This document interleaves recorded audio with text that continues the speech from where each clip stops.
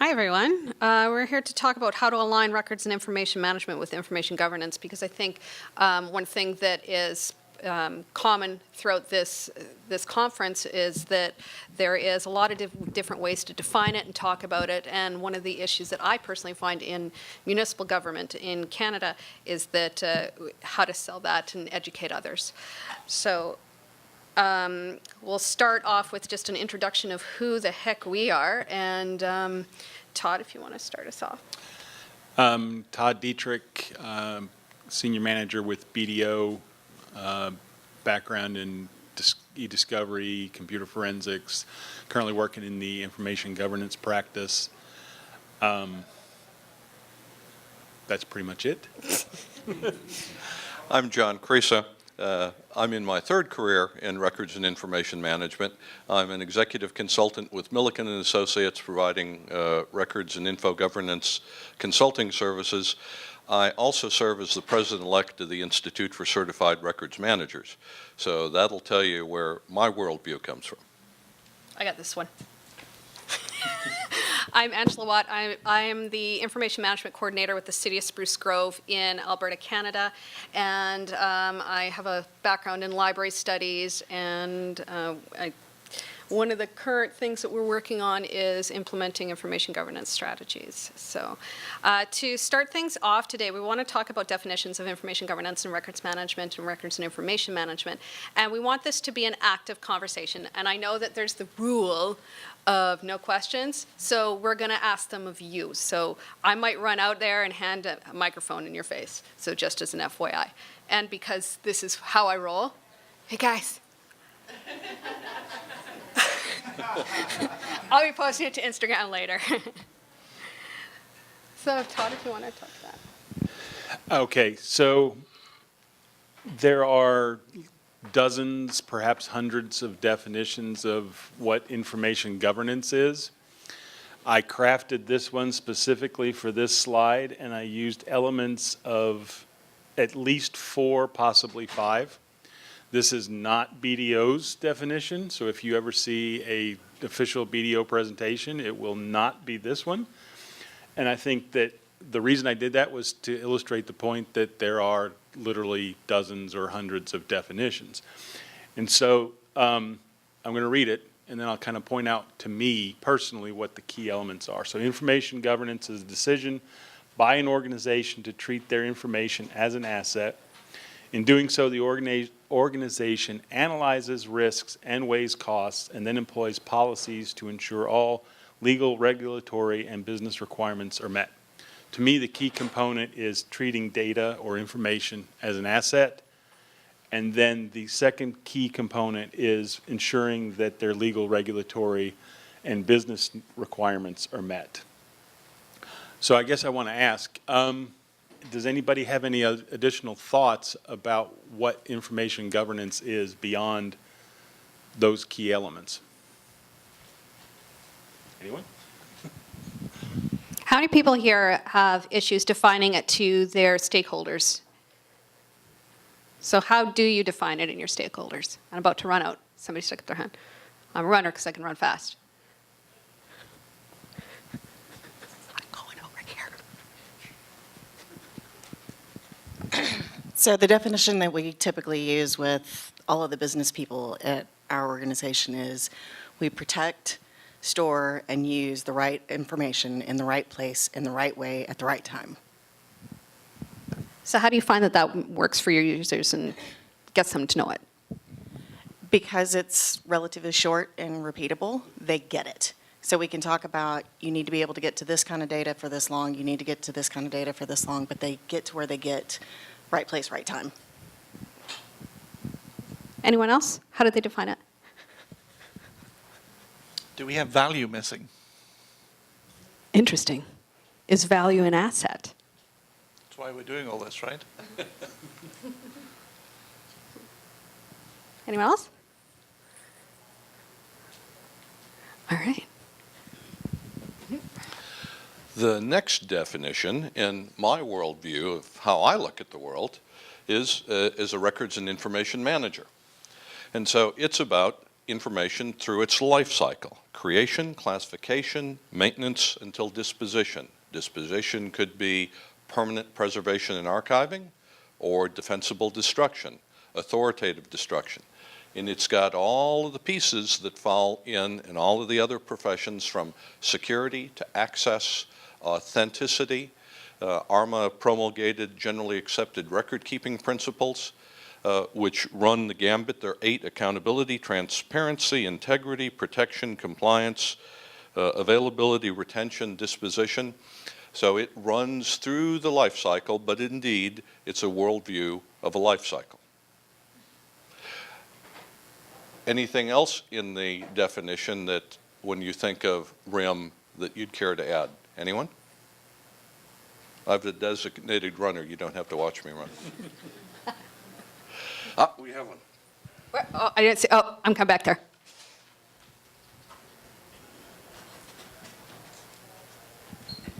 I like breaking rules, so this really well positions RIM as the management of information, and it talks about a lot of the different steps. It doesn't link to the governance piece, and on the governance slide, it talked about a decision. And so I would add, in looking at this definition, going back to information governance, that having IG is a decision, but IG itself is an overarching governance, management, coordination, integration policy about the true non-human assets of a corporation or organization. That's a really great segue. Anyone else? No? All right.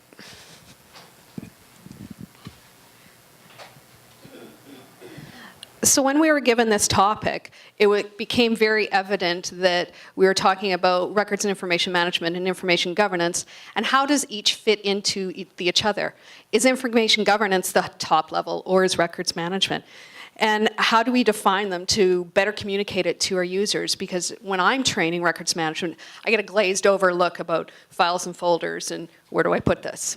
So we want to use clear messaging. You want to know the audience of who you're talking to. So if they're baseline employees that don't have to deal with a lot of electronic data, we'll make sure that you know that. And know the problems that they're having, help them solve the problems and enable the business to work better. Because I think ultimately that's what we want to do. And follow the money, which is sometimes difficult. And showing the value added and being able to build strong business cases by showing those efficiencies. Did I cover that off here?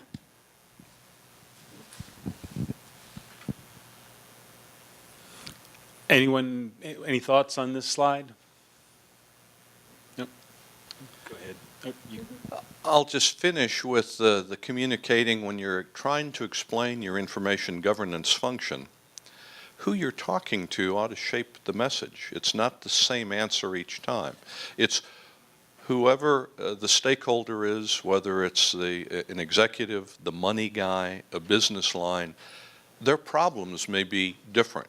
So you bring your information governance solution to their problem as part of crafting the message and communicating what it is you're trying to do for them. How many people here have found some sort of discovery when they've been trying to get buy-in? An example would be is one of our senior level executives couldn't find emails. So I said, well, how are you managing them right now? And he told me how they were, and I found a solution for him right away and got automatic buy-in because I was searching for problems. So how do you find those problems in your areas? And because we all come from different private industry and government, is there anything that is prevalent in your areas? Nobody.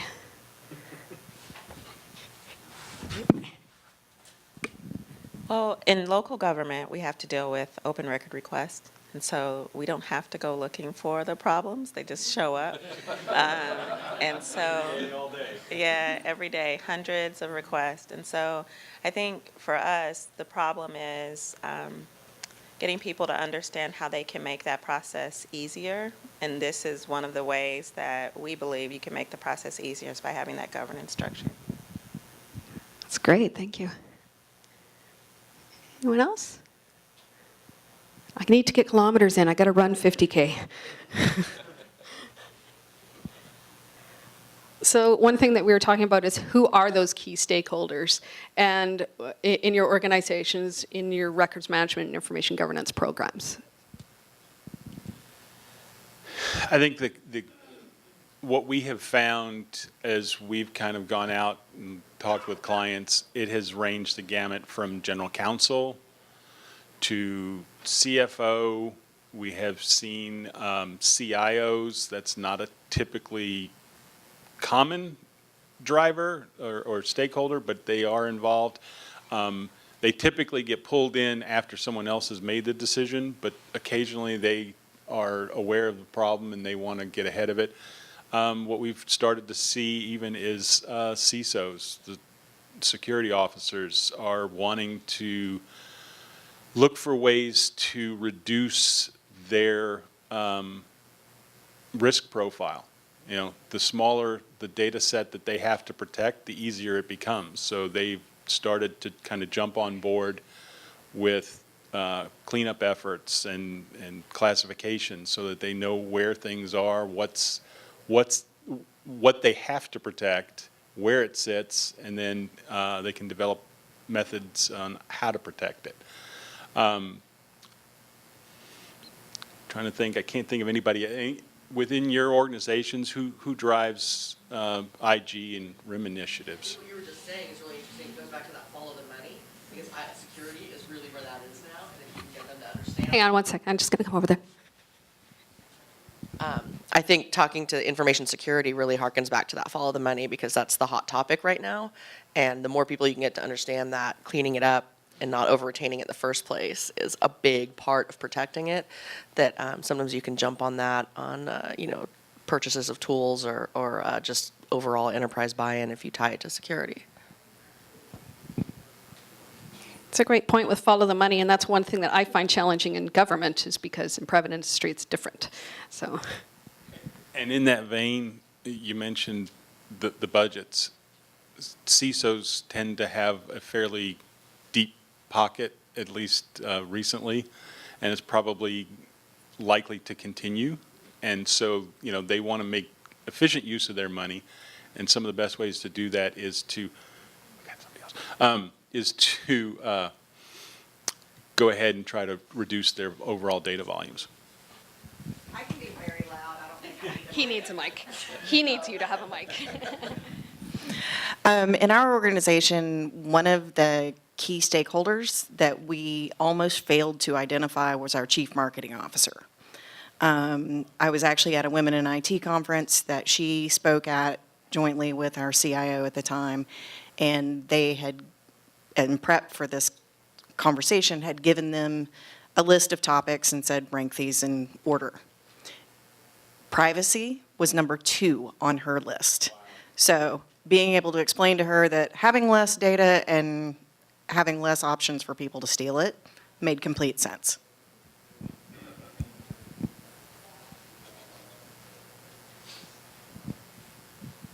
Anyone? Well, she mentioned privacy.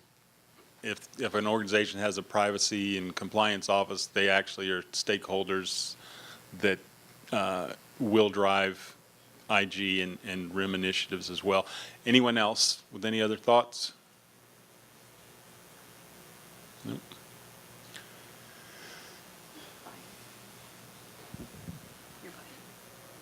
I buy in. So how do you get somebody else to buy in? And my approach is fundamentally help solve the problem.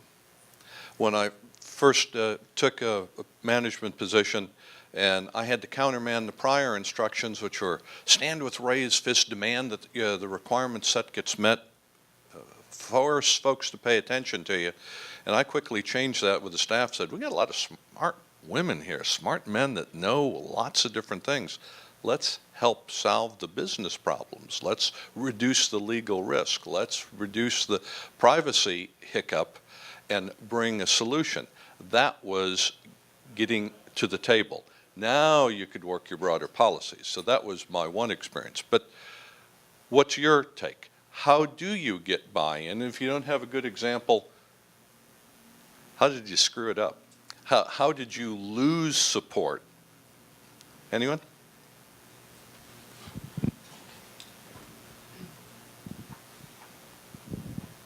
One thing I found is terminology was key, going out to senior leadership and will you serve on an IG committee?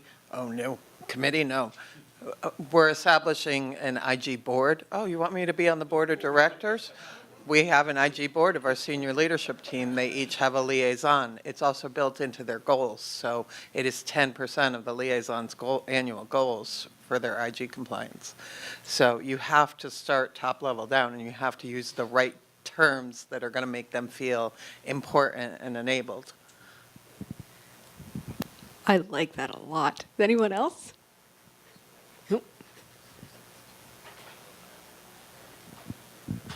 So in thinking about this, two things come to mind. One is patience, and the second is listening.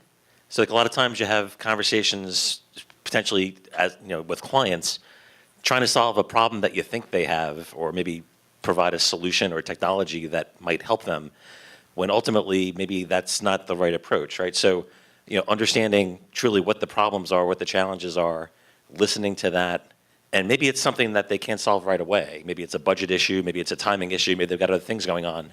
So to the extent that you're kind of a partner with them to help understand what the problem is, and maybe you provide a solution 6 or 12 months down the road, it's better than not providing a solution at all. It's awesome. P.S. I like the engagement here. That's fantastic. Anyone else? Oh. Well, I can talk of a way to definitely screw things up. We have a lot of senior management that asks us to do agile projects, or they'll have an initiative. They want to get things done quickly. Sorry. And we also have a large part of our population that has PhDs, doctor, technology, process, all kinds, right? So when we try to be agile and do things quickly, we sometimes don't ask for their input. And sure enough, when the solution comes out, oh, well, I can think of 10 different ways to do that better. So no matter the size of the project, the speed of the project, whatever it is, whatever initiative you're doing, we have to definitely find a way to involve the people that we're implementing the whatever it is the solution for. That's great. Thank you. And I'll follow up on that one. I had an engagement one time where, in sitting down with the client executive that wanted us to get going, and they were telling us who to avoid, who they didn't want to get. And I said, no, exactly to your point. Let's find everybody knows who's the curmudgeon who hates everything. Get them on board. Find some way to, whether it's appointment or consultation, to get them they ask my opinion. I think these folks know what they're talking about just because you went to them.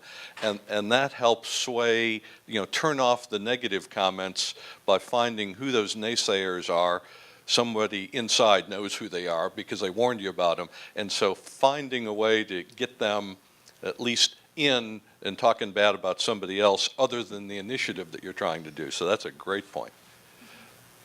Any other comments? So we were talking about, we first started talking about how to define information governance and records and information management, and then how to contact those stakeholders so they maybe understand and get buy-in. So the one question that we had is RIM a part of a broader function of IG, concerned with primarily managing the permanent evidence of organizations' activities, or is IG the executive part of the broader RIM function concerned with setting information management policies? So that was one question that we had. Which is actually part of it? So let's go with the top being A. If you agree with that, raise your hands. Okay, and so if it's B, the lower one is B, let's see a show of hands. Interesting. Can you define the bottom one a little bit better? Sure. I'm not sure what that's, you mean broader than much. Well, if we say RIM is managing information throughout the life cycle, creation, use, through disposition, as was pointed out earlier, IG is the policy level. It's policies for security, policies for access. It's all of the crafts, cults, and guilds at work in an organization, plus the different lines of business, that the RIM is the foundation.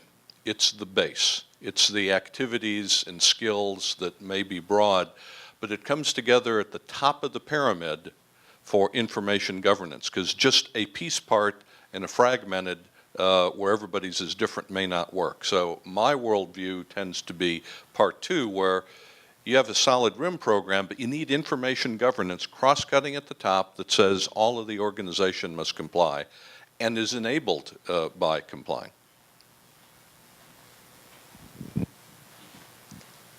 So one of the things that when we were talking about that is IG part of RIM or is RIM part of IG? So typically with the maturity model, RIM is an aspect of the pie of IG, and that's one way that I view it, not the other way around with RIM not being the top. So we kind of had that disagreement here. So we'll ask that question again. How many people think that IG is part of RIM?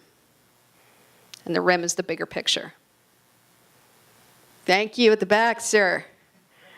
And how many think that RIM is part of that piece of pie? Yeah. So I'm going to come back here, if that's okay. Because I really appreciate you sticking up your hand. There's always a third option. Do you want to tell us why you think that? Actually, the third option I think is kind of interesting too, because why not both? Why not have it that the two are symbiotic and that they both feed off of each other? But more overall, that the governance itself, almost exactly like you said, it's that one cross-cutting sort of, this is what's going to get everything else in the entire RIM function to work the way it's supposed to work. So that's the reason for my opinion. Thank you for your opinion. And I'm going to come over here to you for option number 3. I would propose that saying that they're separate is like saying that HR and payroll aren't related, and that different departments in a company don't have a bilateral and symbiotic relationship across the departments. I would also say that the top one says permanent evidence, but I think it's all, because temporary is managed under RIM as well. I think this is a living and breathing relationship, and one is more about governance and the other is more about the tactical management. But one without the other is incomplete, and that's why it happened. Great shoes. Thank you.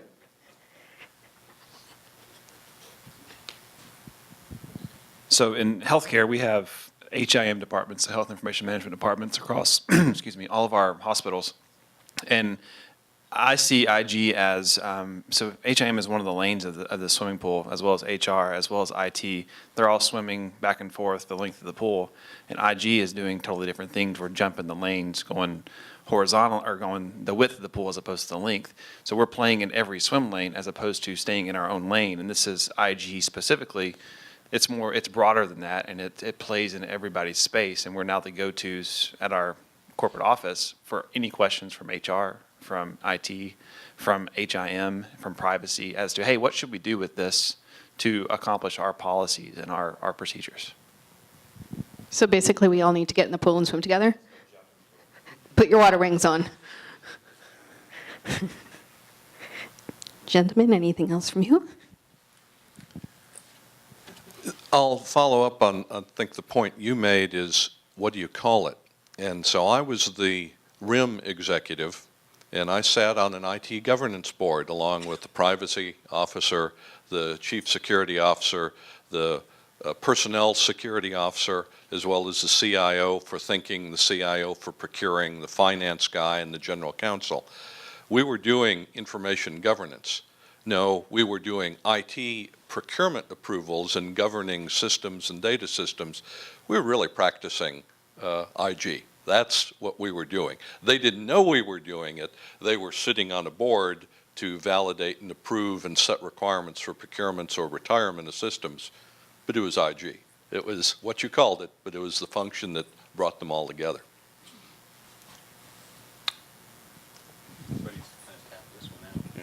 We're tapped out. Yeah, and we got about 5 minutes left, I think. So just to kind of tie it all together, how do you align records management and information governance? I think one of the keys is knowing how to define it for your business areas and for your stakeholders and how to communicate it down and find those opportunities for buy-in to help people to work more efficiently.